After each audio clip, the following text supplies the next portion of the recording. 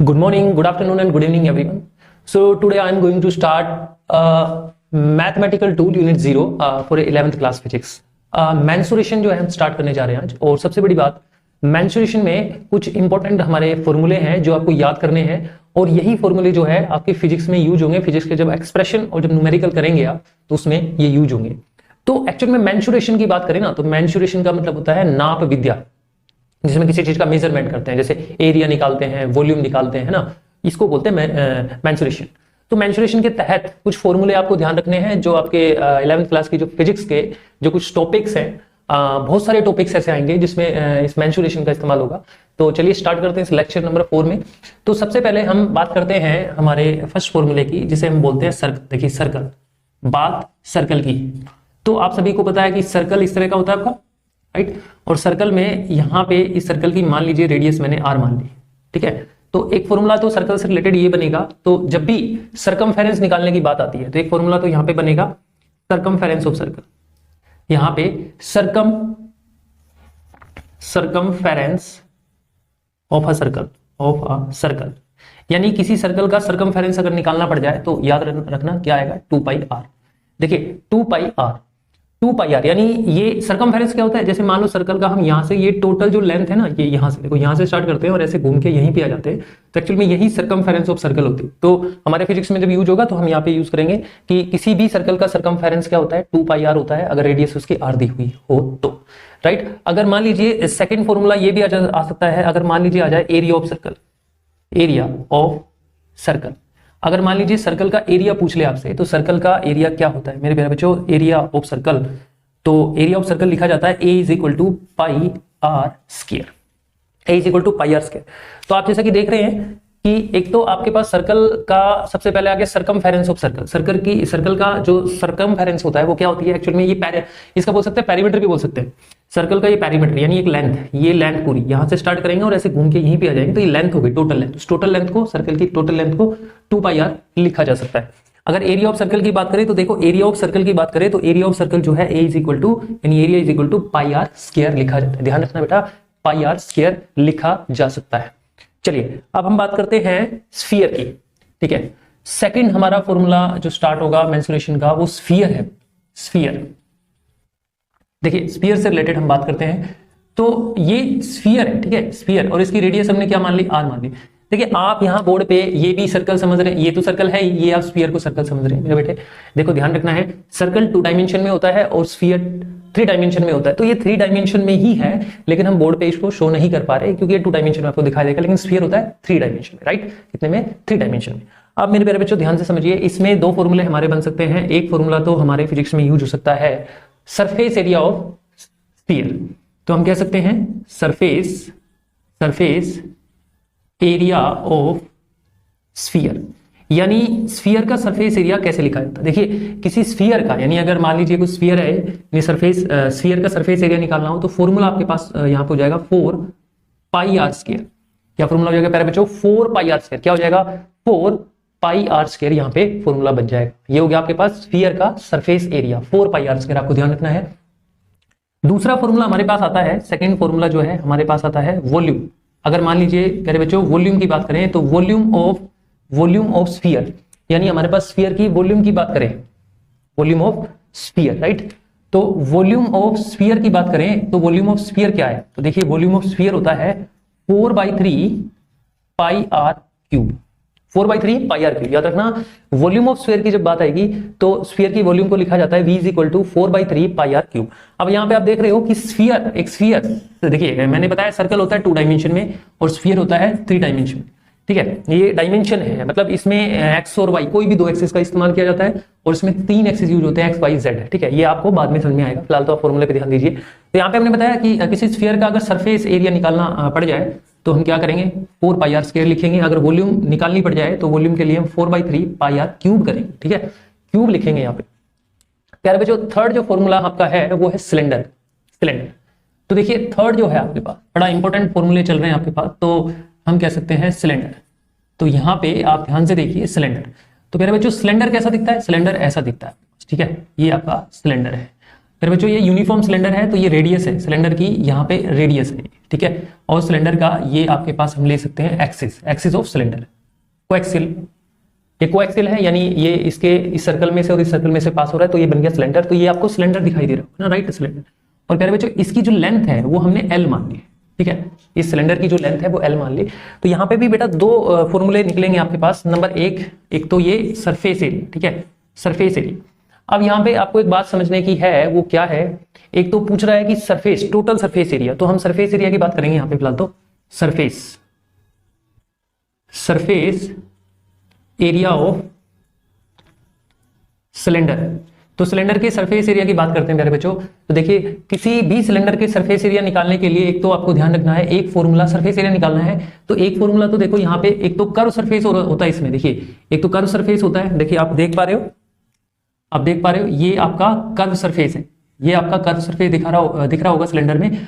और प्यारे बच्चों ये जो आपको पास दिख रहा है, ये वाला है ना, ये वाला, ये सर्कल दो सर्कल दिखाई दे रहे होंगे साइड में। तो यहाँ पे जब सरफेस एरिया सिलेंडर की बात आती है ना, तो यहाँ पे एक तो इस सर्कल का और एक इस सर्कल का, इस सर्कल का हो गया पाई आर स्क्वायर, इसका हो गया पाई आर स्क्वायर, तो टोटल हो गया 2 पाई आर स्क्वायर। प्लस करेंगे बेटा, यहाँ पे प्लस इसलिए लगाया क्योंकि यहाँ पे कर्व सरफेस एरिया, यानी यहाँ पे इस सर्कल का सरफेस एरिया, इस सर्कल का सरफेस एरिया प्लस, और ये जो कर्व पार्ट बचा इसका सरफेस एरिया, टोटल का सम करेंगे तब हमारे पास निकलेगा।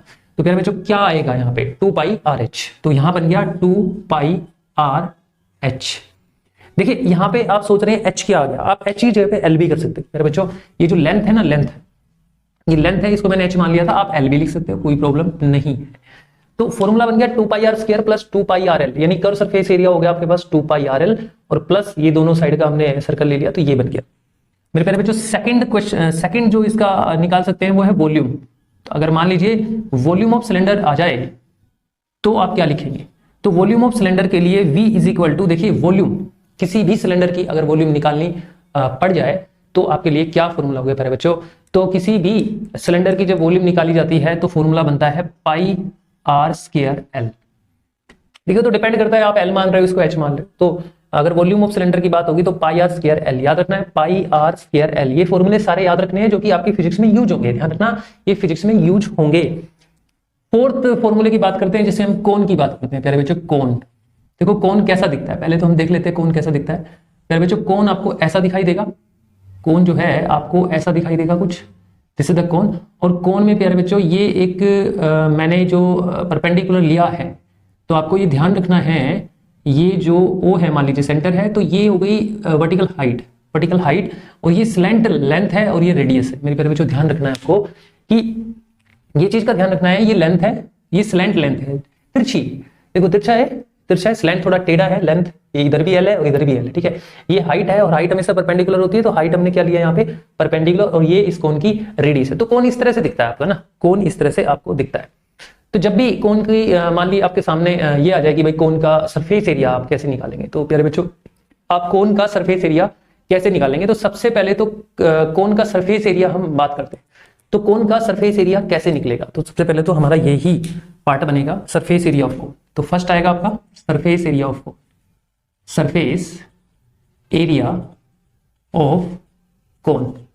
तो प्यारे बच्चों कोन का सरफेस एरिया लिखा जाता है पाई आर एल, पाई आर एल, ध्यान से समझना है, पाई आर एल, एल ये जो है ये हाइट नहीं लेनी, ये लेंथ लेनी है, ध्यान रखना लेंथ लेनी है बेटा, लेंथ स्लैंट। अब यहाँ पे आपके पास थर्ड जो आता है, सेकंड जो है इसका, सेकंड आता है वॉल्यूम। अगर मान लीजिए आपके पास आ जाए वॉल्यूम ऑफ कोन, अगर कोन की वॉल्यूम निकालनी पड़ जाए तो प्यारे बच्चों क्या करेंगे वॉल्यूम, क्या आपको कोन की वॉल्यूम के बारे में पता है, कोन की वॉल्यूम कैसे निकाली जाती है। तो प्यारे बच्चों कोन की वॉल्यूम का फॉर्मूला होता है 1/3 पाई आर स्क्वायर एच। अब यहाँ पे फॉर्मूले को याद करने के लिए आपको थोड़ा सा दिमाग तो लगाना पड़ेगा। जब भी आप सरफेस एरिया निकालते हैं तो पाई आर एल लिखते हैं, और एल ये स्लैंट लेंथ होती है, लेकिन ध्यान रखना जब वॉल्यूम ऑफ कोन की बात होती है ना, तब यहाँ पे एल नहीं आता, एच आता है, एच ये वर्टिकल हाइट ली जाती है। तो 1/3 पाई आर स्क्वायर एच यहाँ पे लिया जाता है। तो आप एक बार ध्यान से देखिए, हमारे पास मेंसुरेशन में एक इंपॉर्टेंट हो गया सर्कल, एक हो गया स्फीयर, एक हो गया सिलेंडर और एक हो गया कोन। इन चार जो फॉर्मूले मैंने इंपॉर्टेंट बताए, इन सभी का यूज जो है न्यूमेरिकल और एक्सप्रेशन में बहुत ज्यादा होता है फिजिक्स के कॉन्सेप्ट में। जैसे मैंने बताया सर्कल के बारे में, आपको मैंने बताया स्फीयर के बारे में, स्फीयर में और ये जितने भी सर्कल, स्फीयर, सिलेंडर और कोन है, इन सभी में देखो सरफेस एरिया और वॉल्यूम है ना, अब देखो सर्कल के पास तो ये 2 डायमेंशन में तो इसके पास तो वॉल्यूम होगी नहीं, ठीक है, सरफेस यहाँ पे सर्कमफेरेंस और एरिया लिया जाएगा, लेकिन ये सारे के सारे 3 डायमेंशन में होने की वजह से इनके पास क्या होती है, वॉल्यूम होती है। तो इन वॉल्यूम का और सरफेस एरिया का हमें फॉर्मूले जो है इजिली से याद रखने पड़ेंगे, तो आप इसको ध्यान से याद करने की कोशिश करो यार बच्चों। अब देखिए नेक्स्ट जो 5th हम टर्म्स लेंगे वो कौन सी हो सकती है आपके पास, जो फिजिक्स के कॉन्सेप्ट में बड़ी ही काम आने वाली है। तो देखिए प्यारे बच्चों, आपके पास 5th जो टर्म्स है वो आपके पास होगी, हम ले सकते हैं वो टर्म्स क्यूब की, ठीक है। तो हम 5th टर्म्स जो है वो लेंगे क्यूब। प्यारे बच्चों क्यूब कैसा दिखता है, देखो क्यूब बेटा ऐसा दिखेगा, ये आपका प्यारे बच्चों ये क्यूब है आपका, तो ये एक क्यूब है और क्यूब के अंदर देखो, क्यूब के अंदर लेंथ है, हाइट है और ब्रेथ है, ये सारी इक्वल होती है, आप सभी को पता है। लेंथ, ब्रेथ और हाइट इन क्यूब के अंदर सभी में सेम होती है, राइट। और सबसे बड़ी बात फेस की बात करें तो जो टोटल फेसेस है वो 6 होते हैं।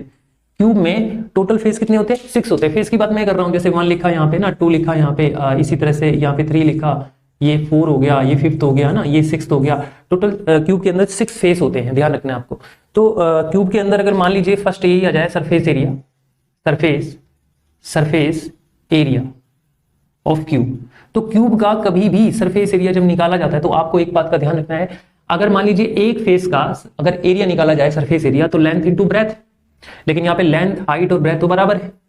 तो अगर एक का एरिया निकाला जाए तो 6 फेस का एरिया तो बराबर ही होना चाहिए। तो हम यहाँ पे ये कर सकते हैं, सरफेस एरिया ऑफ क्यूब में 6 इंटू जो इनकी साइड्स है, भाई साइड जो भी होगी साइड का स्क्वायर सबसे अच्छा रहेगा। क्या करना है, 6 फेस है और एक फेस का अगर एरिया निकाले तो साइड का स्क्वायर, चाहे वो लेंथ या ब्रेथ है, चाहे ब्रेथ या हाइट है, कुछ भी हो, साइड का स्क्वायर कर दो, आपके पास क्या आ जाएगा, सरफेस एरिया। ओके, सेकंड में प्यारे बच्चों आपको याद रखना है वॉल्यूम, क्योंकि 3 डायमेंशन में है, क्यूब भी 3 डायमेंशन में होता है, तो वॉल्यूम तो यहां पे निकाल सकते हैं वॉल्यूम ऑफ क्यूब।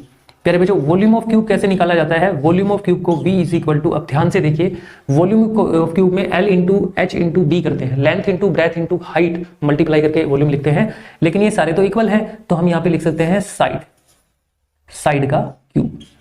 बेटा यहाँ साइड में चाहे लेंथ लो, चाहे हाइट लो, चाहे ब्रेथ लो, यहाँ पे साइड में चाहे लेंथ L B H कुछ भी लो, उसका क्यूब करना है आपको। ये समझ लो, ये आपके पास क्या आ जाएगा, क्यूब का आपके पास सरफेस एरिया हो गया और ये आ गई इसकी वॉल्यूम।